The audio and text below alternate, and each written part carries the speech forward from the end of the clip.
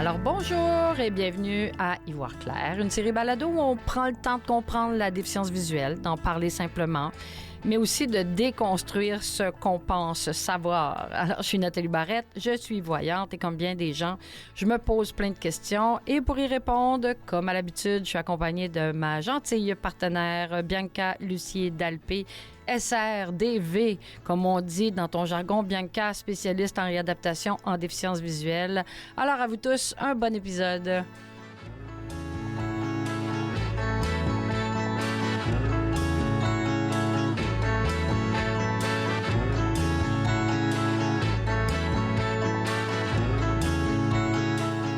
Alors, salut Bianca.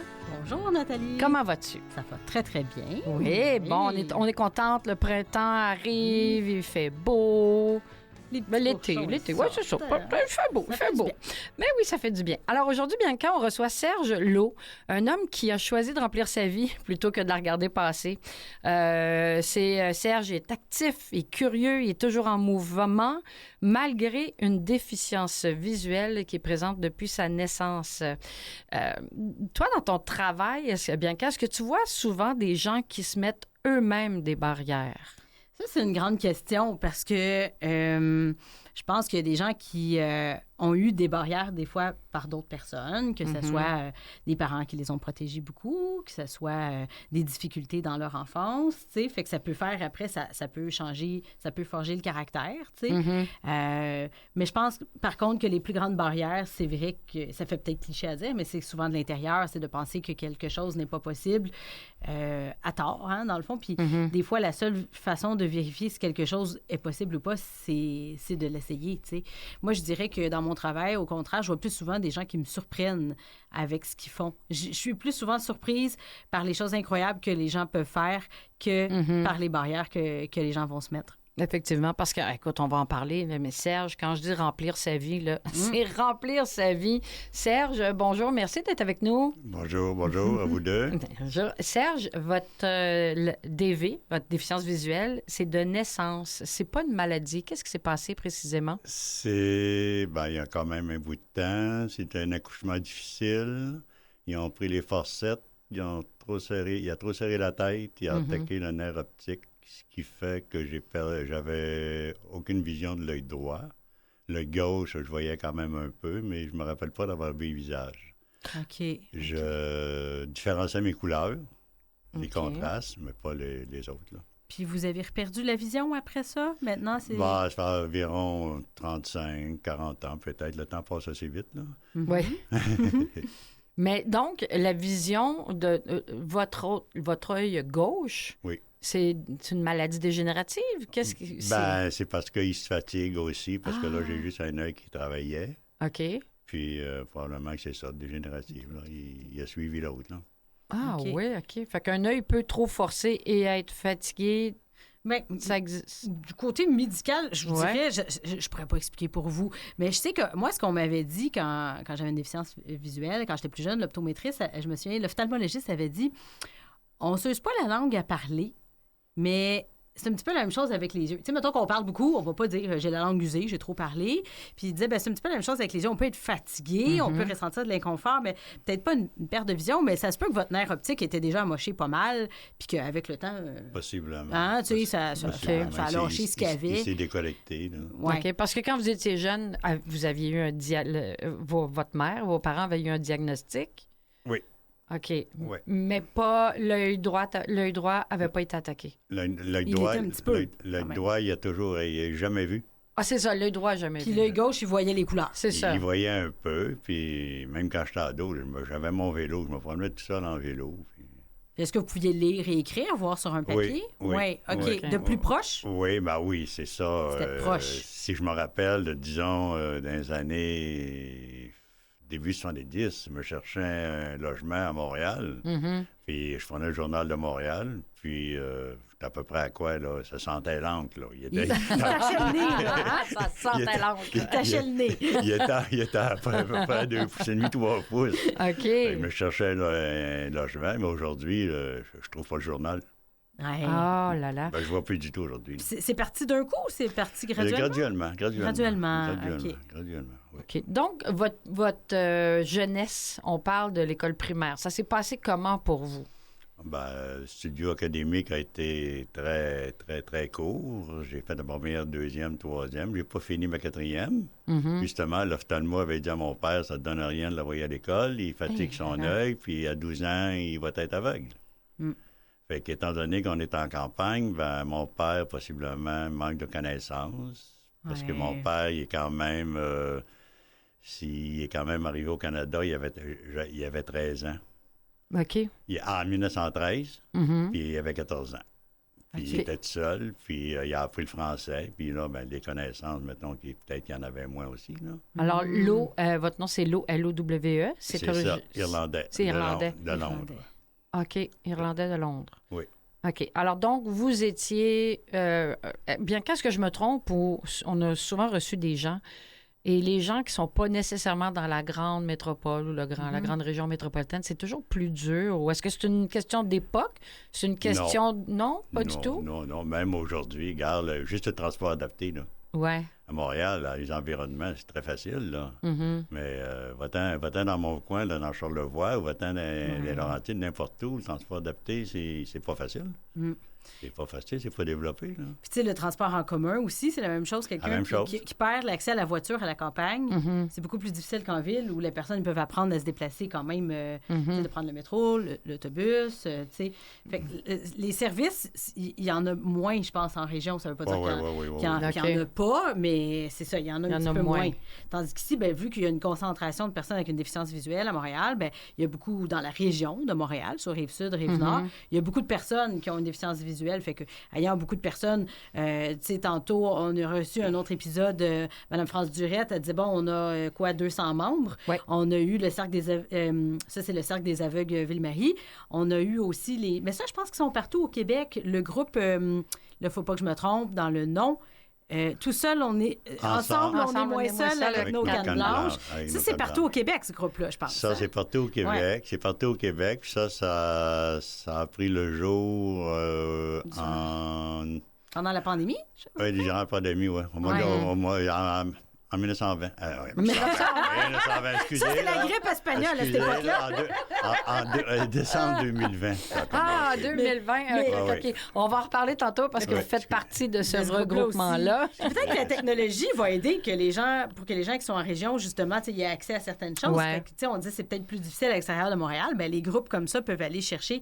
Mais je pense qu'on a plus de possibilités d'organismes variés en région. Mais, à Montréal, pardon. Mm-hmm. Mais je pense aussi que l'époque en plus, dans le sens que j'ai quand même l'impression qu'aujourd'hui, il y a plus de, tu sais, s'assurer que les enfants vont voir un médecin, que la vision est évaluée. J'ai l'impression que ça arrive moins souvent de quelqu'un que, tu sais, qu'on lui recommanderait pas d'arrêter l'école. Non, c'est là, ça que je voulais dire. En quatrième année, on dira pas à personne, OK, t'arrêtes l'école. T'arrêtes l'école, c'est trop forçant à regarder, tu sais, ça va nous chicoter quand on entend ça, hein? On n'aime pas ça. Si mon père avait été au courant, possiblement, que je serais venu à Montréal à l'Institut Louis Braille, parce que toutes mes tantes, mes oncles étaient à Montréal. Ça aurait été possible en plus. C'était facile, là. Mais, regarde. Ouais. Alors, votre jeunesse, adolescence, vous étiez dans la région de Charlevoix. Oui. Ça n'a pas dû être une adolescence très facile. Non. Moi, je ne me suis jamais arrêté à ça. Moi. C'est ça que je veux vous entendre dire. Je ne suis jamais arrêté à ça. Regarde, disons, on était à 40 km de la Malbaie, la ville la plus proche. Oui. Puis on partait sur le pouce. On allait danser à la Malbaie. Puis à minuit le soir, on revenait sur le pouce. On s'en venait. Je ne me suis jamais arrêté à mon handicap. Moi, j'ai fait du ballon-ballet. J'ai eu 3 motoneiges. Puis j'ai fait beaucoup de sport. OK. Beaucoup de sport. Mais je ne me suis jamais arrêté à mon handicap.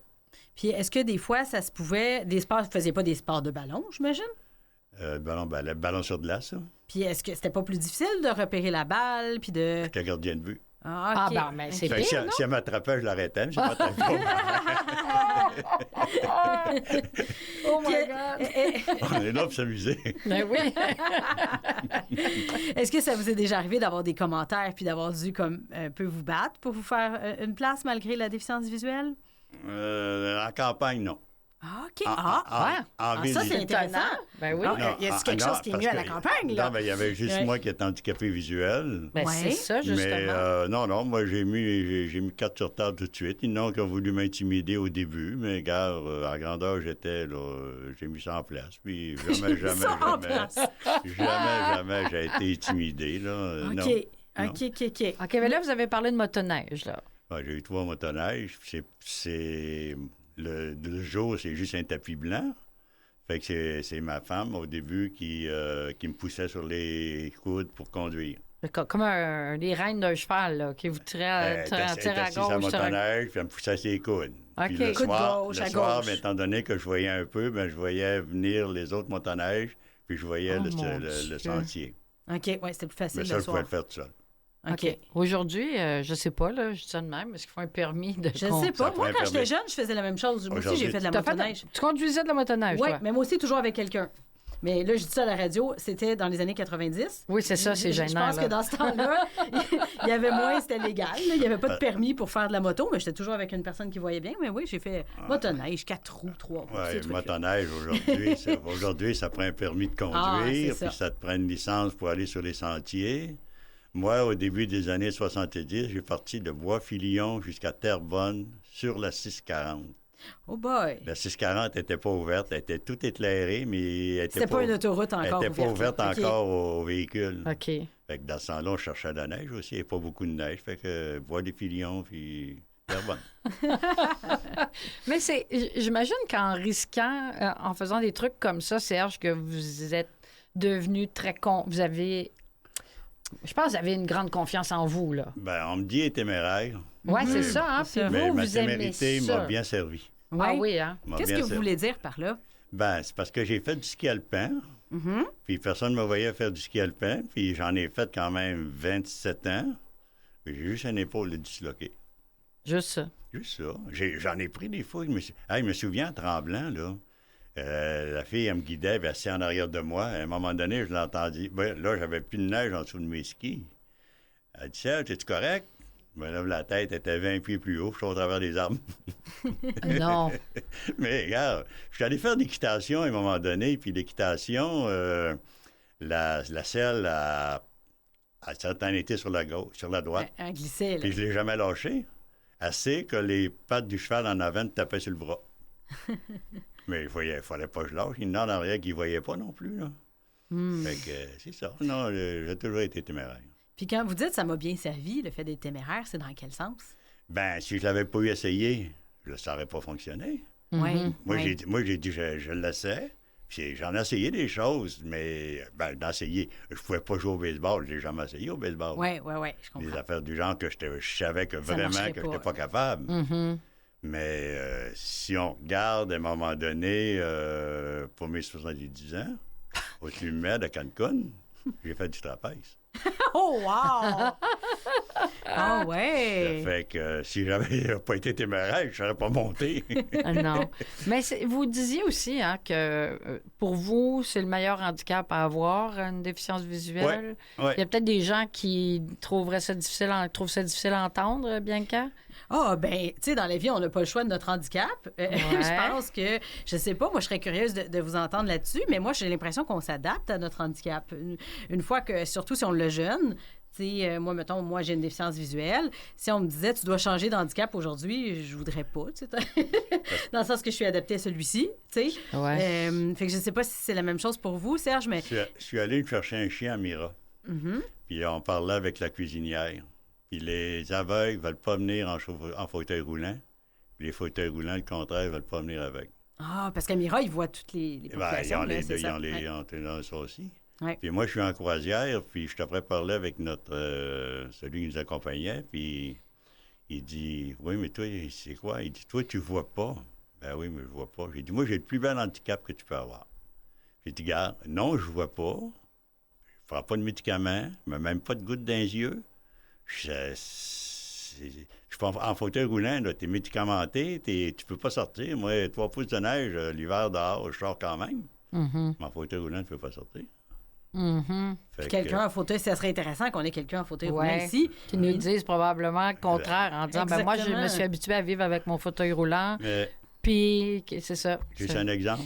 Si j'étais en fauteuil roulant, là, Ouais. est-ce que je serais rendu là, là? Avez-vous une rampe pour monter ici les escaliers? Oui, on a une rampe à Mathieu. OK. Parce Oui. que si on regarde, là, revenir à une autre affaire, Oui. en Chine. Oui. En Chine, là, je suis parti de Pékin, aller jusqu'à Hong Kong. Mhm. On n'a pas vu un fauteuil roulant, on n'a pas vu une canne blanche. Mm. Les madames, on est dans les parcs, ils n'ont même pas de poussette. Ils ont des enfants qui peuvent marcher par la main, Mhm. puis ils ont les enfants accrochés dans le dos et dans le cou. Mais ils n'ont pas de truc pour des roues au sol. Il y a Rien qui roule au sol. Rien. Il n'y a pas aucune rampe ça? pour monter parce que tu t'en vas partout, c'est 2 marches, 3 marches. Tu rentres au Ah. dépanneur, tu montes 2 marches, il n'y a pas de rampe à nulle part. Là. Mm. Tu vois, c'est une rue commerciale. Toutes les boutiques que tu rentres, tu montes 2 marches, 3 marches, 2 marches, 3 marches. Fait que si j'avais été en fauteuil roulant, j'aurais pas été Vous en n'auriez Chine. pas visité. Oui, c'est ça. D'ailleurs, je veux en parler parce que quand on dit que vous vous arrêtez pas, vous vous êtes jamais arrêté. Vous avez voyagé beaucoup. Vous avez voyagé énormément. On va commencer par les croisières. Oui. Faire des croisières. Puis là, la question, moi, je vous la pose, mais vous l'avez entendu, là, des gens qui vous disent, ben pourquoi tu voyages, tu vois pas. On vous a déjà dit ça. Fait que donc, vous faites des croisières, puis lorsque vous faites des croisières, vous faites aussi les fameuses sorties, Excursions. les fameuses excursions. Mais là, vous ne voyez pas le rôle de votre accompagnateur, votre conjointe ou à l'époque. Quel est son rôle exactement? Puis jusqu'à quel point vous l'impliquez? Jusqu'à quel point vous lui demandez qu'est-ce qu'on est supposé voir? Ou c'est quoi le rôle de votre accompagnateur? Ben, qu'est-ce qui arrive, c'est que mon accompagnateur m'a sorti de la maison, là, Ouais. sorti de mon entourage. Oui. Mhm. Moi, je suis pas autonome. Ouais. Moi, à bord d'une croisière, je suis autonome dans la cabine. Ouais. Mais autrement, je ne peux plus sortir tout seul. OK. Fait que il faut toujours qu'elle soit là. OK. À un moment donné, on est au Chili, puis on va voir les dunes de sable. Mhm. OK? Les dunes de sable, à ma gauche, là, t'as un mur de sable, ça doit faire peut-être 20 pieds de haut, là. Mhm. Le sentier, il y a à peu près... il n'y a pas 3 pieds de large, là. Puis à droite, c'est le précipice, c'est la maille. Mm. OK, quand même, hein? Assez qu'on ne pouvait pas être un à côté de l'autre. Parce que moi, quand Fallait se suivre. comme j'ai fait tout à l'heure, moi, je prends ton coude, Oui. puis on s'en va comme ça. Mais là, le sentier était pas assez large. Fait qu'elle s'est tenue en avant, elle a pris le bout de ma canne, puis moi, je suis en arrière, puis je suis vers la canne.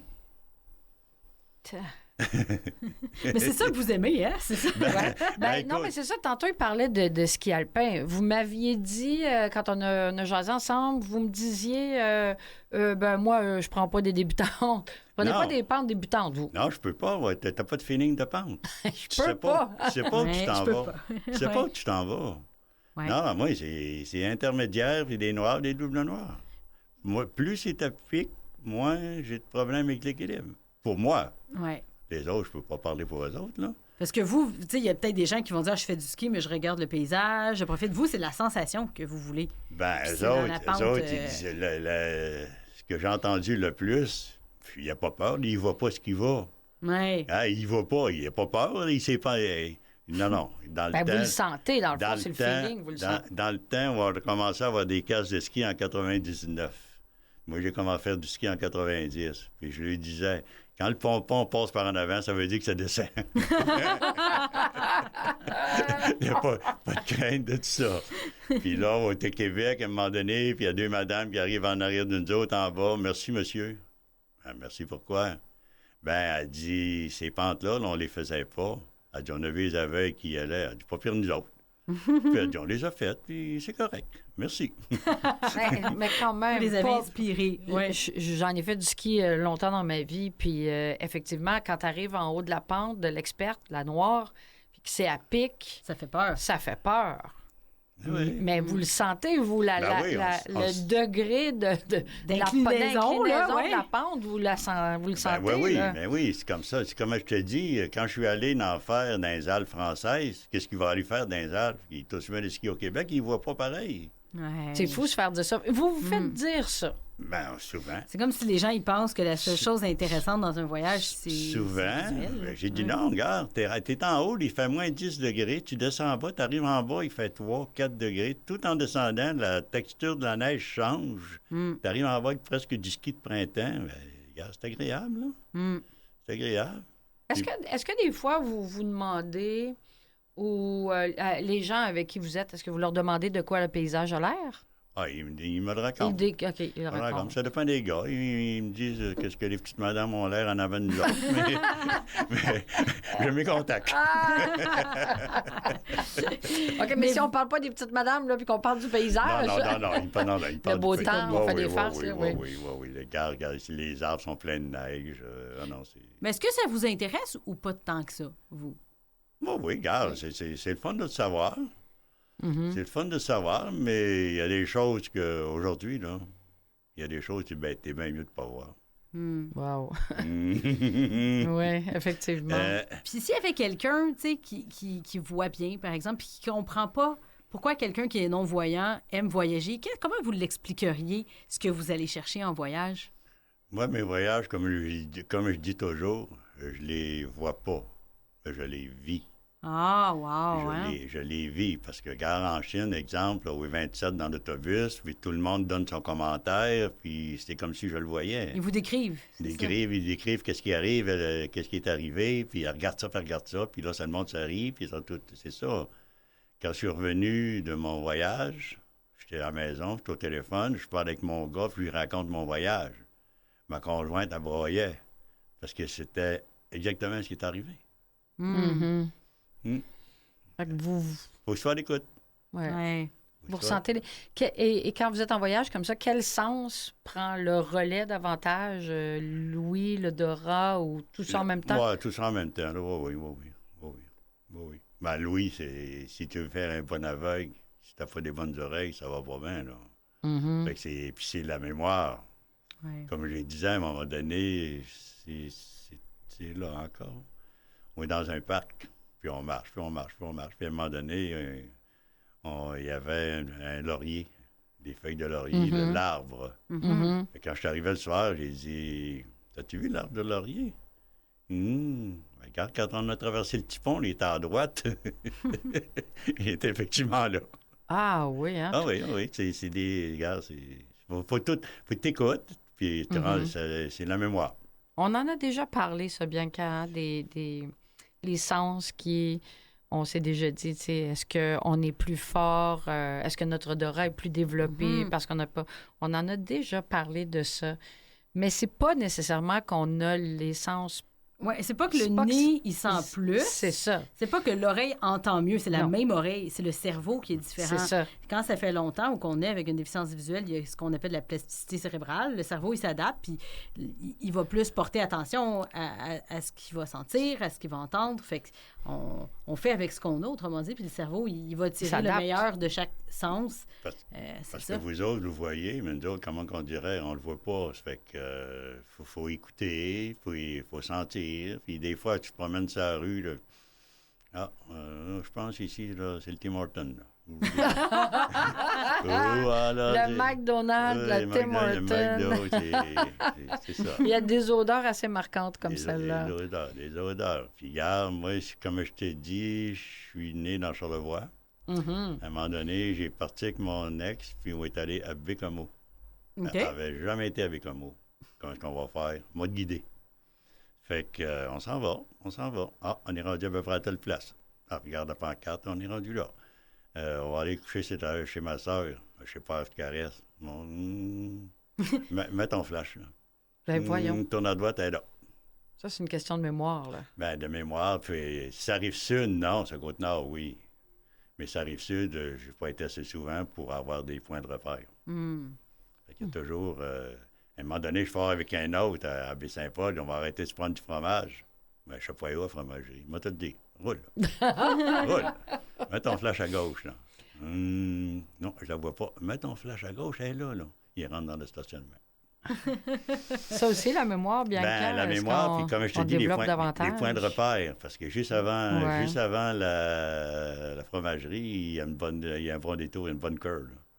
Fait que je vais par là, puis ça fera demain. C'est de développer sa mémoire. Oui, oui. Ben, C'est d'avoir des points de repère, hein, tu sais, quand on se déplace, de dire, ben après, c'est ça, après le tournant, ça tourne à gauche. Souvent, les gens, c'est comme plus une représentation mentale du chemin, tu sais, de dire... ouais.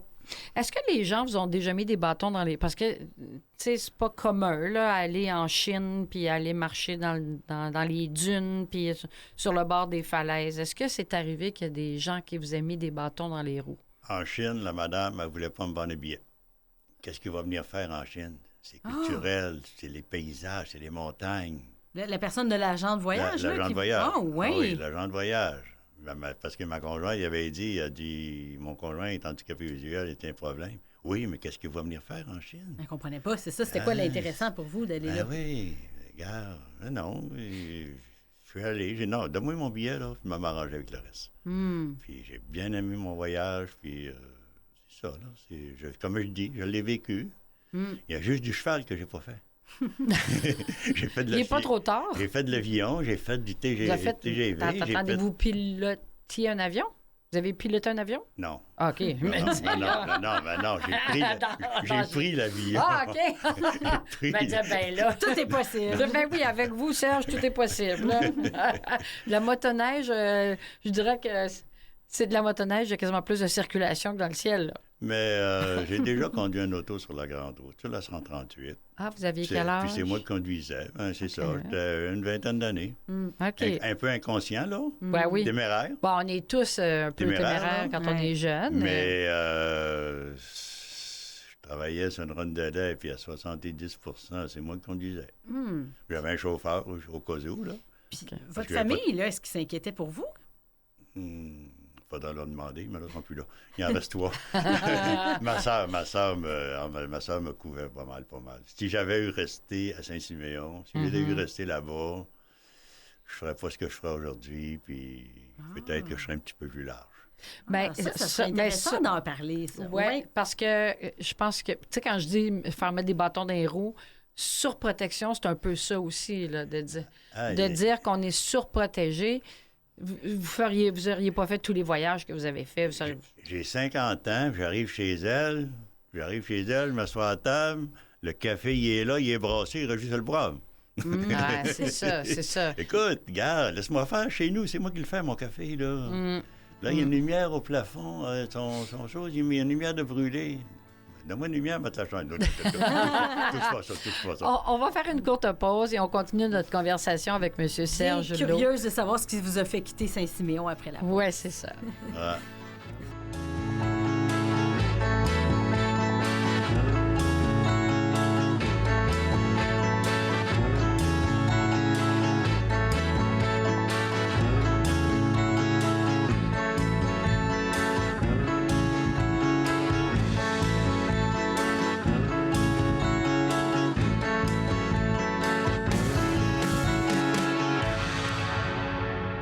Vous écoutez Ivoire Clair avec Bianca Lucier-Dalpé et Nathalie Barrette. On est aujourd'hui avec M.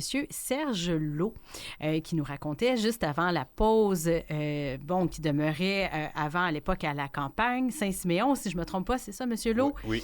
Puis vous avez dit, ma soeur là-bas, elle me surprotégeait un peu, là, tu sais, changer les lumières, brasser le café, préparer tout pour vous. Ah ben oui. Puis vous avez dit, si j'étais restée là, ça aurait peut-être été différent, ma vie, mais je suis partie.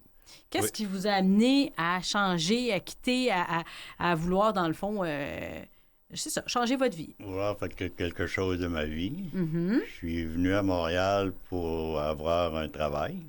OK. Je suis arrivé en septembre 69, puis en novembre, je commençais à travailler dans une imprimerie de carton.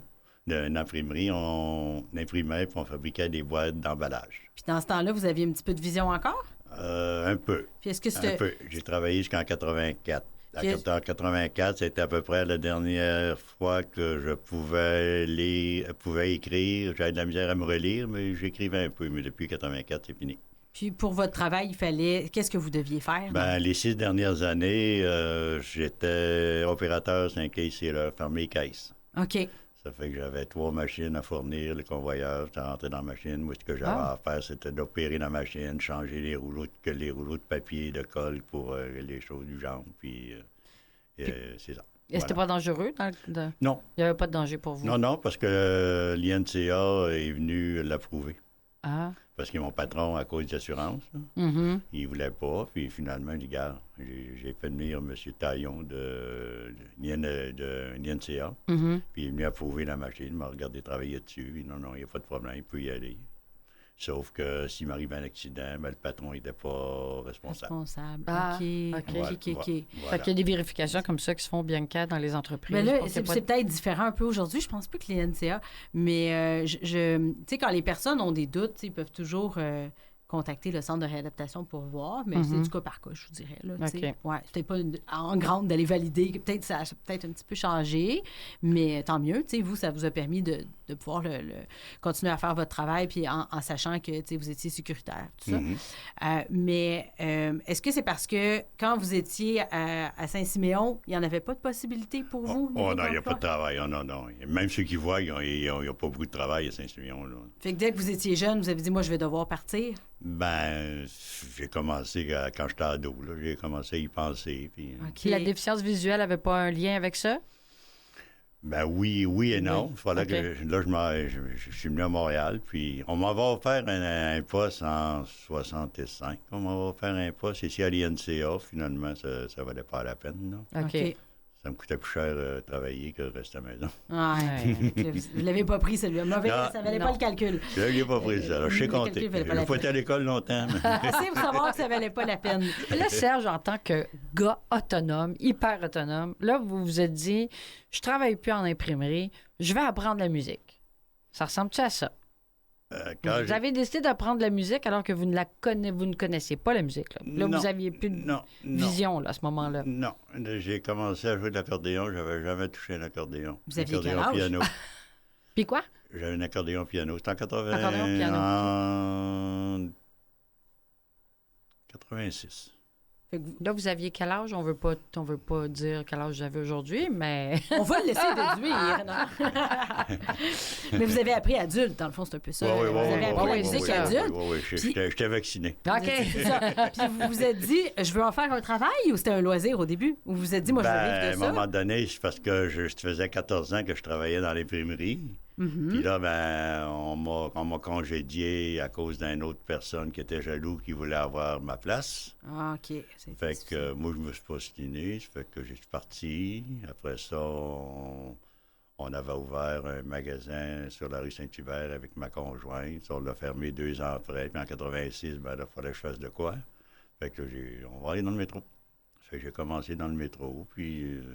Mais là, l'accordéon, vous en jouiez. Déjà, vous l'avez vraiment Non. appris tout de suite pour le métro. non. J'étais dans le métro, là, puis... Je l'apprends là. C'est là que je l'apprends. Eh, Pratique mon générale Dieu, dans le métro. Ça faisait ce que ça faisait. Ça faisait ce que ça faisait, mais... En tout cas, Ça ne doit pas regarde... toujours être... C'est ça, téméraire, Tu c'est sais, ça. quand on dit de la musique à mes oreilles, quand c'est doux, comme Ah, de la musique à ben mes oui, oreilles, ben ça oui, ne doit ben pas oui, Vous avez toujours être... pratiqué dans le métro. Fait que j'ai fait ça 18 ans, puis... 18 ans. 18 ans, dans le métro. Vous êtes amélioré, j'imagine, dans 18 ans. Je te ferai jouer ça après la chose. Je t'en ferai jouer un extrait. Puis... Ben, vous avez joué aussi sur la plage Jacques-Cartier? C'est ça. L'hiver, je jouais dans le métro, puis le printemps et l'automne, je faisais les ventes trottoirs. OK. Je travaillais pas sur le trottoir, je faisais les ventes Non, trottoirs. non. Je faisais pas tout droit. Après ça, à partir du mois de juin, mi-septembre, j'étais dans le Vieux-Montréal, c'est la plage au quartier. Hein? Fait que là, vous deviez être bon pour jouer sur la plage Jacques-Cartier quand même, là. Ah, c'est parce que j'ai eu bien des trous, j'ai eu bien des... Hey, c'est la jungle. Ah oui, hein? La jungle. Là. Dans quel sens? Le meilleur spot là, sont 8, puis c'est les 8, c'est contingenté, tu peux OK. pas te placer là. S'il y a personne, tu t'installes là, l'un arrive, l'autre toi de là, c'est moi qui joue, t'as pas d'affaire ici. Fait que moi, j'allais me placer plus loin, puis me tirais d'affaire quand même. OK. Me tirais d'affaire quand même. Là. Il y avait beaucoup, beaucoup de touristes. Là. Fait que c'est une belle période de votre vie, ça. Oui. OK. Je me suis fait voler quelques fois, là, mais en tout cas, ça, c'est un Ah, autre ouais. dossier, là.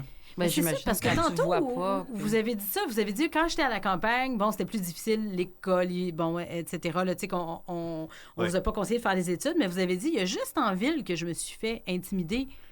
Qu'est-ce que vous voulez dire quand vous avez dit ça? Est-ce que c'est ça, dans ce sens-là? Premièrement, quand j'ai perdu mon emploi, c'est un peu Ouais, d'intimidation. l'intimidation, ouais. Puis dans le métro, pour ceux qui ne le savent pas, quand tu arrives à une station de métro le premier le matin, tu as des endroits spécifiques pour jouer dans le métro. Oui. Bon, là, si tu es le premier, c'est toi qui fais la liste pour la journée. Dans le Nord, à toutes les 3 heures, tu changes de musicien. Fait que là, toi, t'arrives à 6 h, 5h30, 6 h. Réserver une place, là, c'est S'il ça? n'y a personne, OK. tu joues. OK. S'il y a quelqu'un, il faut que tu mettes ta liste. Bon, m'a joué à 3 h cet après-midi, 3 à 6. Fait que tu mets ton nom. OK. Puis, souvent, j'ai pris la place de quelqu'un parce que je suis arrivé avant lui, il n'était pas content, puis il niaisait, puis... mon père est fort que le tien, ce genre-là. Fait que lui, il a un accordéon. Puis, tu vois, comme vous voyez arriver, gna, gna, gna, puis il me met en niaiser. À un moment donné, je l'ai accroché. Il est tâté son accordéon, il ne peut pas me toucher.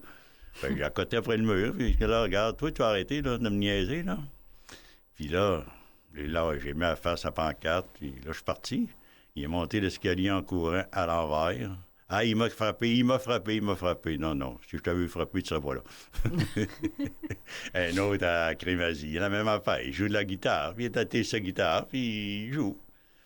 Alors, c'est moi qui embarque à 3 h. Lui, il parle anglais. Moi, il parle pas français, puis moi, c'est le contraire. Là, je fais signe, 3 h, c'est moi qui joue. Il continue à jouer. Poigner les deux poignets, il twiste un petit peu. Vous n'avez peur de rien, vous? Oui, vraiment peur de rien. Là, tu t'en vas, là, parce que ça va aller mal, là. Fait que finalement, il est parti. Une autre fois, à Viry. J'arrive, il est 4 h du matin à Viry. Là, il y avait la liste. Non, il me semble que... Non, il n'y a pas de nom 3h30, il me semble. En tout cas, il y en a un qui arrive en arrière de moi, je lui dis, y a-tu un nom 3h30? Il dit, oui, il y en a un. Ouais. OK, c'est bon, je m'en vais. J'arrive à 3h20 à Berry. Il arrive en arrière de moi. Il dit, j'ai dit, gare un matin, quand je t'ai demandé s'il y avait quelqu'un à 3h30, là, tu me dis qu'il y avait quelqu'un. Il dit, t'as mis ton nom. Pas toi qui joues, ça va être moi. Alors, fait que c'est ce genre d'intimidation-là. C'est pas, vous n'avez pas eu d'intimidation à l'école jeune? À l'école, non, à l'école, pas du tout. C'est dans le monde adulte. Non, c'est ça, voilà. Le monde adulte peut être cruel, des fois. Voilà. On ne sait pas... On met souvent ça, l'intimidation, on pense que c'est juste dans les écoles, primaires et secondaires, mais même adultes, j'imagine les gens peuvent être victimes d'intimidation. Là, je pense qu'il n'y a pas d'âge. Avec... Même dans les résidences pour aînés, ça doit arriver. Là, exact, avec des différences. Tu sais, M. Lowe, on parle depuis le début du fait que vous êtes un homme téméraire, que vous vous êtes jamais arrêté. Vous nous dites que l'handicap que vous avez, c'est l'handicap parfait à avoir si vous aviez à en choisir un. Tu sais, vous vivez très, très, très bien avec la déficience visuelle. Mais qu'est-ce que vous diriez à quelqu'un qui vient de recevoir un diagnostic? Parce que vous vous êtes privé de rien dans la vie. Là. Puis j'entends que vous avez un peu fui les gens qui vous ont mis des bâtons dans les roues, qui vous ont surprotégé. Puis surtout quelqu'un qui est négatif. Oui. Vous éloignez des gens négatifs? Quelqu'un qui est négatif, là, regarde, tu vois, quand on va arriver au pont, là, on traversera la rivière. Mais attends d'arriver au pont, là. C'était ça son problème. Puis, j'avais une autre idée, là. Regarde, OK, ensemble, on est moins seuls avec nos cannes blanches. OK, on fait des salons le soir. Puis on parle. Puis c'est toutes des personnes handicapées. À un moment donné, on est au restaurant, on est après manger, puis il y en a un, ça fait à peu près 6 mois qu'il est devenu membre. Il se lève debout, puis là, il dit, je voudrais vous dire merci à la gang. Il dit, si ça n'avait pas été de vous autres, là, il dit, je me serais suicidé. Ah ouais, hein? Il dit, je vous entends parler d'un salon, ce que vous faites, ce que vous réussissez à faire. Il dit, moi, quand j'ai perdu la vue, là, c'était fini, là, je ne pouvais plus rien faire, je ne pouvais plus rien faire. Puis je vous ai écouté, puis ça ne me tente plus de me suicider, là. Ça ne me tente plus, là. Ça, c'est... là là.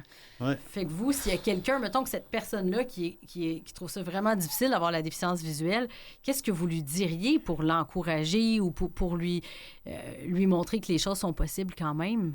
Ben, c'est un peu ce que je viens de te dire. Tu jases avec, puis tu lui montres que la vie n'est pas finie, qu'il y a d'autres belles affaires qui vont t'arriver si tu continues. Assis-toi pas dans le salon, puis braille, là. Lève-toi debout, puis sors. Sors, sois actif. Puis si tu n'es pas capable, tu passes à autre chose. Ouais. Tu passes à autre chose, mais regarde-nous faire, là. Regarde-nous qu'est-ce qu'on te raconte, qu'est-ce qu'on réussit à faire. Puis tu vas t'apercevoir que la vie vaut la peine d'être vécue. C'est un beau message, ça. Puis c'est de s'entourer, dans le fond, ce que j'entends aussi. Ouais. Tu sais, parce que vous parlez au nous, fait que c'est de rencontrer d'autres personnes Oui. qui ont une déficience visuelle, hein? Oui, oui. Tu sais, Bianca, on a parlé à quelques reprises d'organismes. Tu en connais quelques-uns quand même, des Ouais. organismes où les gens peuvent, mais les regroupements comme ça sur Facebook, c'est génial. Pour aider les gens qui sont seuls ou qui se Ouais. sentent seuls, t'en as-tu à... Ben, je sais, il y en a plusieurs. Je sais que l'INCA, l'Institut national canadien pour les aveugles, ils offrent des groupes de soutien qui peuvent être soit en présence ou au téléphone là, ou via Zoom. Fait que ça, c'est apprécié parce que c'est un peu comme justement, ensemble, on est moins seul avec nos cannes blanches, c'en est un.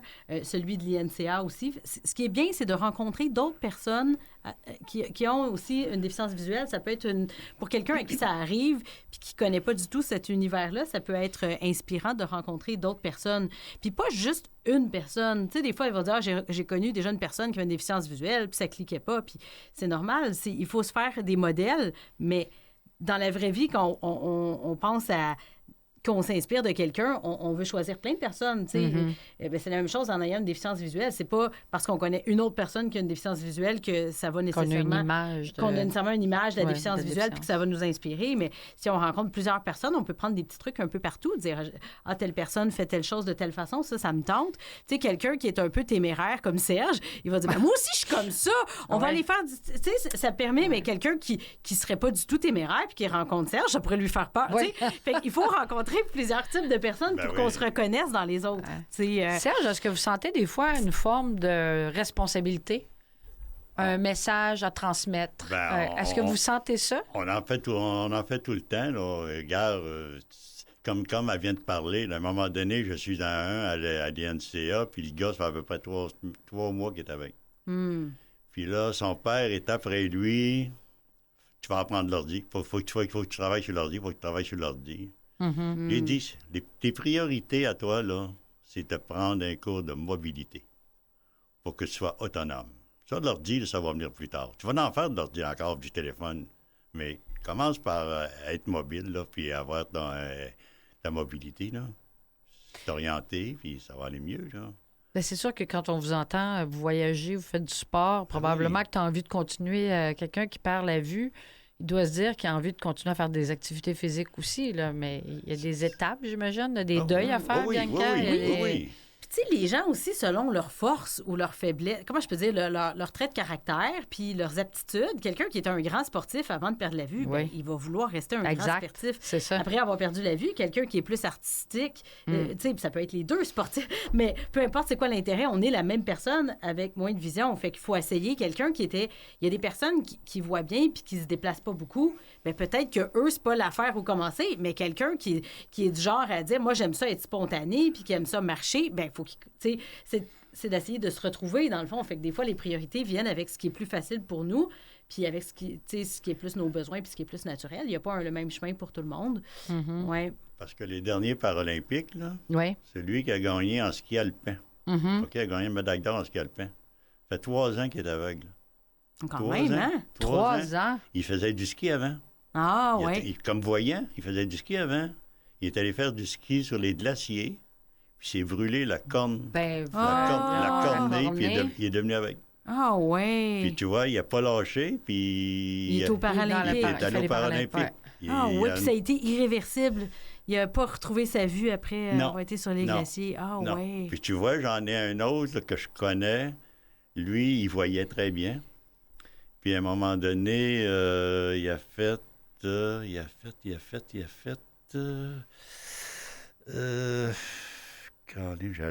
Un accident? Non, un ACV.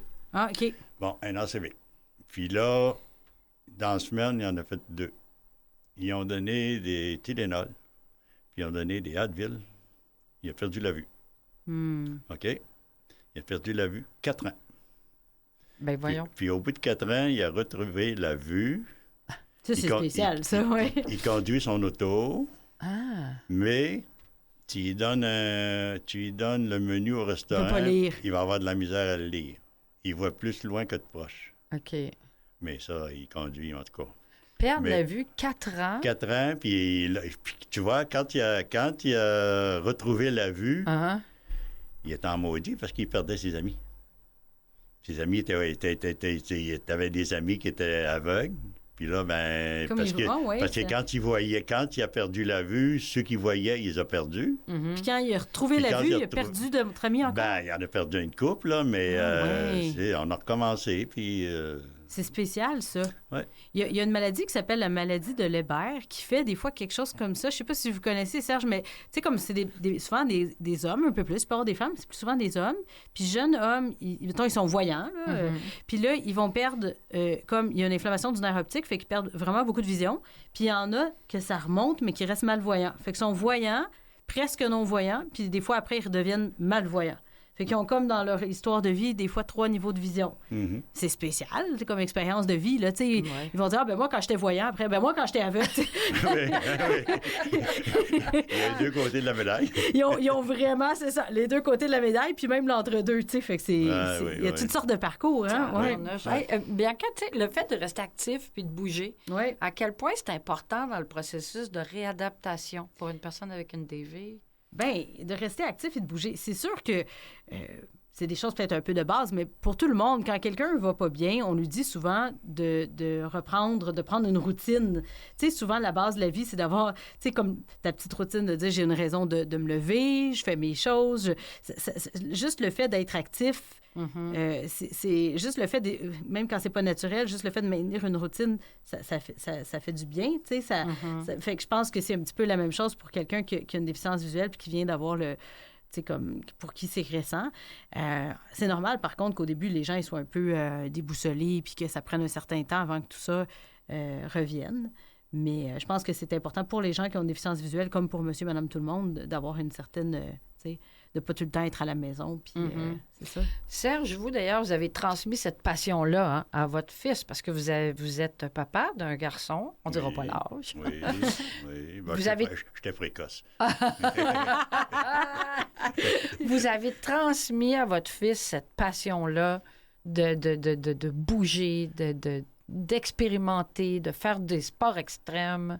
Puis il l'a transmis à ses enfants parce Ah qu'ils oui. ils arrivent du Kilimanjaro. Là. Fait que c'est un petit gène, là, ça, hein? Ah oui, Ouais. regarde, Qui arrive du Kilimanjaro? Votre fils? Mon fils Fils, avec hein? ma petite fille, mon petit-fils. Wow. Ah, le père et les 2 enfants sont Ouais, allés escalader le Elle Kilimanjaro. est allée fêter ses 27 ans en haut du Kilimanjaro. Ah, c'est wow. Ouais, ouais. Wow. Mais j'imagine qu'ils vous regardent aller puis que... Ah, ben oui, écoute, le papy, là, il Pas bouge. drôle, hein? Ah non, le papy, là. Ouais. Ben, c'est ça, quand vous dites vous bougez encore beaucoup. Vous voyagez moins, Ouais. mais vous marchez encore beaucoup, puis vous découragez des fois les personnes avec qui... les gens qui vivent près de vous, là, ils trouvent que vous sortez trop, qu'il fait froid, vous devriez rester chez ben vous. oui, ben oui. Vous vous faites dire ça. Ben oui, il check ta température. Ah, il fait froid aujourd'hui, il fait moins 28. Que ça te donne, toi, tu sors même pas. Tu sors pas de... Fait que moi, je pars, je m'habille, puis je m'en vais, puis je vais marcher. Moins 28, c'est pas un problème, ça.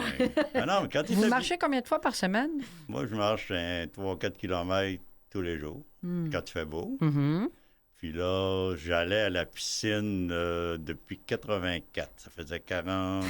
C'est pas pire. 42 ans, mais là, depuis le mois de janvier, que ma piscine est fermée, puis elle va réouvrir seulement qu'en octobre. C'est ça qui me manque, là, parce que c'est là que je faisais mon cardio, parce qu'à ok. marcher, je fais pas beaucoup de cardio, là. C'est OK. vrai. OK. Mais...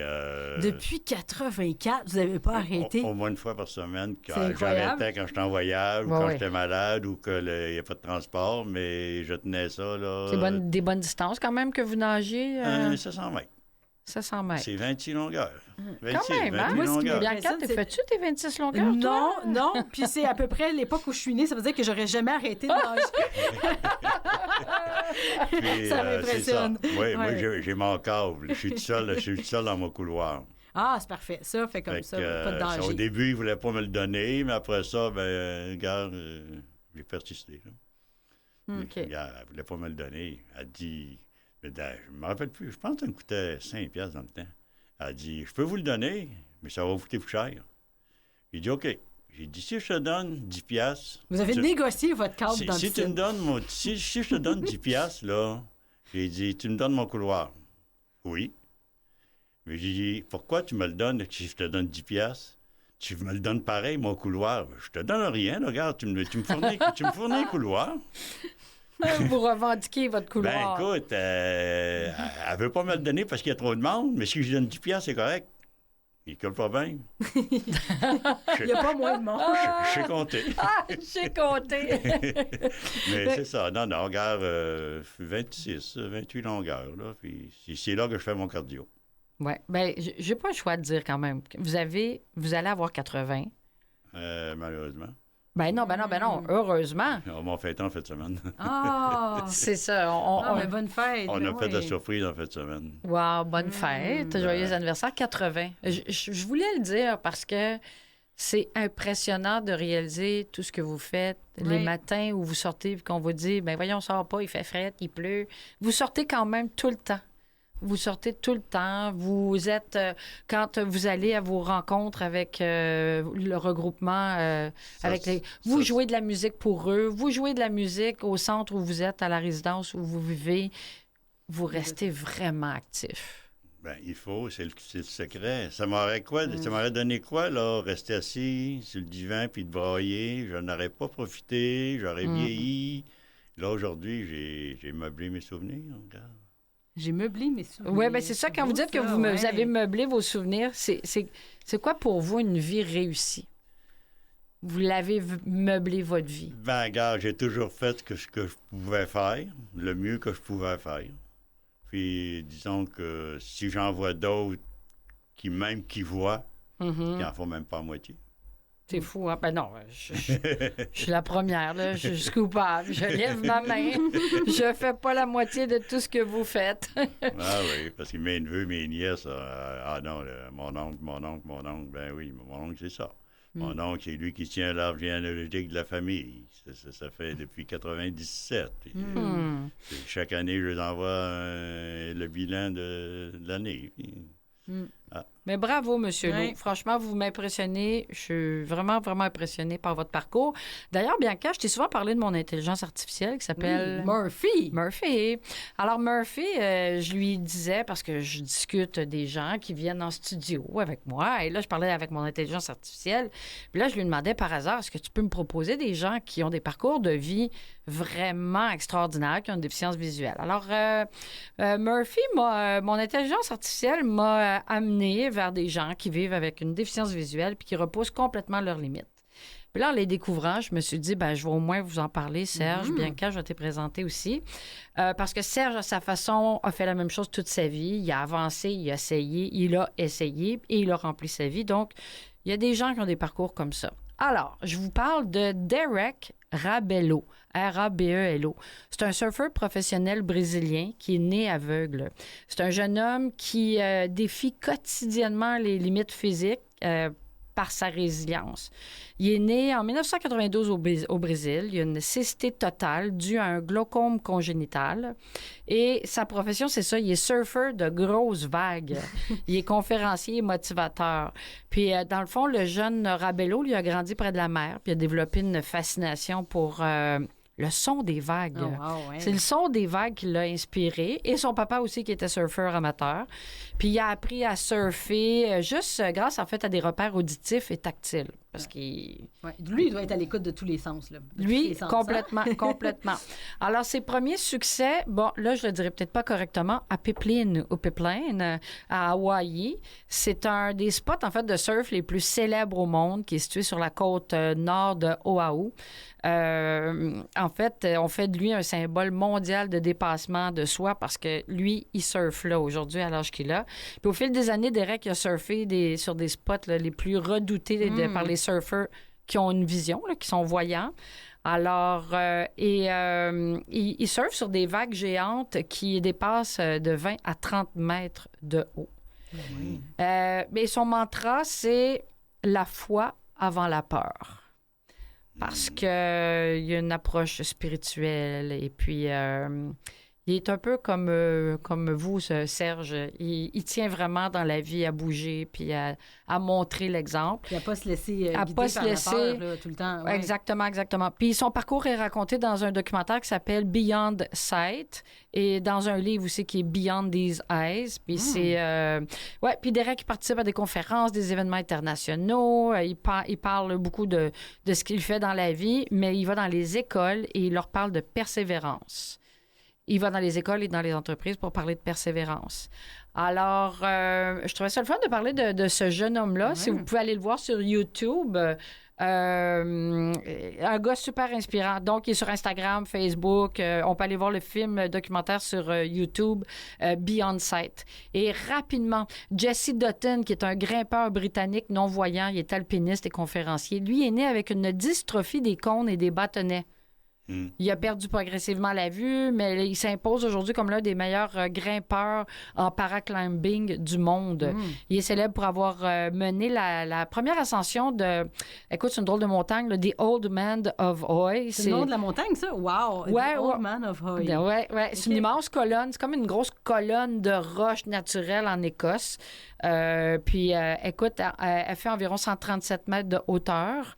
Et puis, elle est plantée directement dans la mer. Fait qu'elle est toujours battue par les vents et les vagues. C'est un site d'escalade qui est vraiment un des plus impressionnants et dangereux au monde. Alors, il fait partie de l'équipe britannique de paraclimbing. Ce que je veux dire, c'est qu'il y a des gens exceptionnels.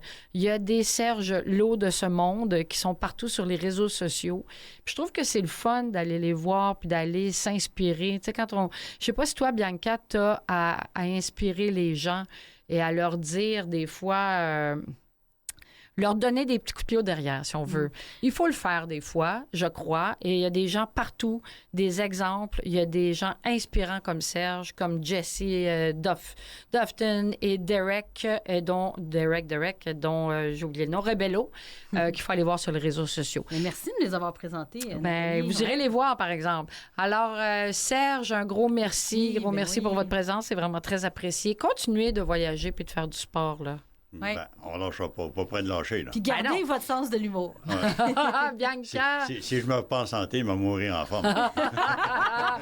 Mathieu, la mise en onde, merci beaucoup. Bianca, un gros merci à toi aussi. Puis on se revoit très bientôt. À bientôt. Merci Nathalie. Merci Serge. Merci.